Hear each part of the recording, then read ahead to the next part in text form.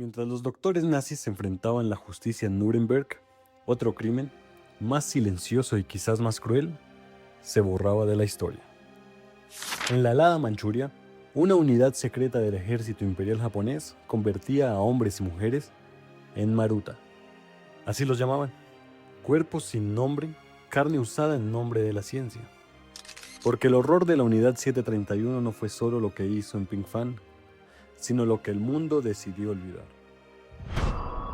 Dicen que incluso del horror puede nacer el conocimiento. Pero en los laboratorios helados de la unidad 731 no nació nada, solo silencio. Antes de que existiera la unidad 731, existía un hombre convencido de que la ciencia podía servir al poder. Su nombre era Shiroishi. Nacido en 1892, hijo de un terrateniente japonés, creció rodeado por la idea de que la disciplina y la lealtad eran virtudes supremas. Desde joven, mostró una fascinación casi enfermiza por los microorganismos y una ambición desmedida por destacar entre sus pares. Se graduó como médico en la Universidad Imperial de Kioto, con honores, y pronto fue reclutado por el ejército. Allí, descubrió algo que marcaría su destino. Los mandos militares estaban dispuestos a financiar cualquier investigación que prometiera una ventaja estratégica en la guerra. Y si lo entendió enseguida, en la guerra moderna, la biología podía ser un arma. Tras una estancia en Europa, donde estudió los programas de guerra química de la Primera Guerra Mundial, regresó a Japón con una idea que parecía visionaria: crear un laboratorio capaz de manipular virus y bacterias como si fueran balas invisibles. A los ojos del imperio, era una promesa de supremacía científica. A los ojos de la historia, fue el inicio del infierno. A los prisioneros no los llamaban por su nombre. En los informes no existían hombres ni mujeres, solo Maruta. Así los llamaban, porque para los médicos de la unidad 731 ya no eran personas, sino material biológico.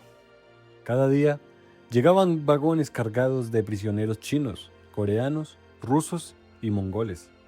Eran conducidos bajo custodia hasta los barracones de experimentación. Algunos creían que iban a trabajar, otros sabían la verdad y caminaban en silencio. En aquellas salas, los relojes se detenían. El frío era tan profundo que el aire sonaba como vidrio romperse. Allí comenzaba la disección del alma humana. En los juicios de Haverox de 1949, los propios médicos contaron lo que hicieron. Kawashima Kiyoshi, bacteriólogo del ejército, declaró: si un prisionero sobrevivía a la inoculación con bacterias letales, eso no lo salvaba. Los experimentos continuaban hasta que la infección causaba la muerte. A los infectados se les daba tratamiento médico solo para observar cuánto resistían. Y no fue el único. Yoshimura, especialista en fisiología del frío, describió los experimentos con precisión clínica. Las víctimas eran sacadas al aire helado y obligadas a sumergir manos y pies en agua congelada. Cuando la piel se endurecía, la golpeábamos con un palo para comprobar la rigidez. Luego los llevábamos de regreso a sus celdas. Muchos morían de gangrena. A los que sobrevivían, se les amputaban las extremidades para nuevos experimentos. A veces, los gritos se escuchaban hasta los laboratorios de control. Otras veces, solo el viento respondía. En la unidad 731, el dolor era un dato más. Con el paso de los años, la unidad 731 dejó de ser un simple laboratorio. Se transformó en una fábrica de muerte donde la medicina y la guerra se fundieron en una sola palabra: experimentación. Allí se probaron venenos, virus, bacterias, gas gangrena y drogas experimentales.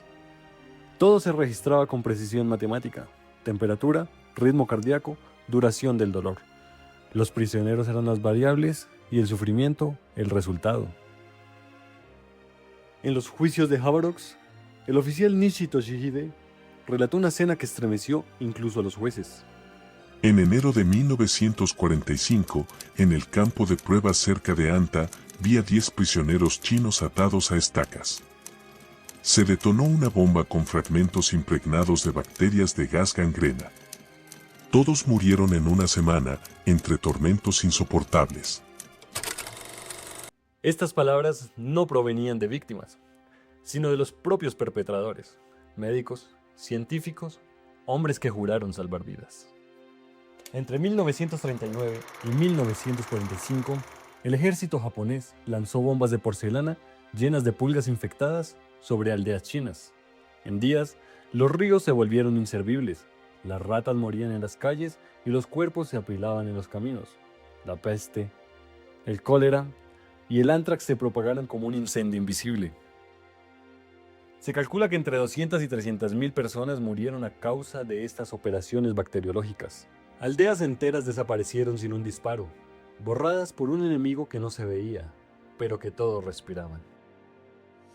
Cuando terminó la guerra, la nieve cubrió Pingfan. El complejo fue destruido, los documentos arrojados al fuego y las fosas selladas bajo la tierra helada. Pero hay cosas que el fuego no borra. Décadas después, los hombres que trabajaron en aquellos laboratorios comenzaron a hablar. Algunos ante los tribunales soviéticos, otros, en la vejez, frente a una grabadora, no buscaban justicia, buscaban descanso. En los juicios de Khabarovsk, uno de los acusados cerró su declaración con una frase que estremeció al tribunal. Estos crímenes fueron cometidos contra la humanidad. Pido un castigo severo, no por mí, sino como advertencia a los que intenten preparar otra guerra bacteriológica. Esa advertencia, sin embargo, cayó en el mismo silencio que había protegido a sus superiores. Años más tarde, el escritor Hal Gold escuchó las voces que aún sobrevivían al miedo, ex técnicos, asistentes, enfermeros, hombres que, ya viejos, cargaban con lo que la historia había intentado olvidar. Uno de ellos, con la voz apenas audible, relató: El prisionero fue llevado a la mesa aún consciente. Le inyectamos anestesia local, pero no lo suficiente para dormirlo.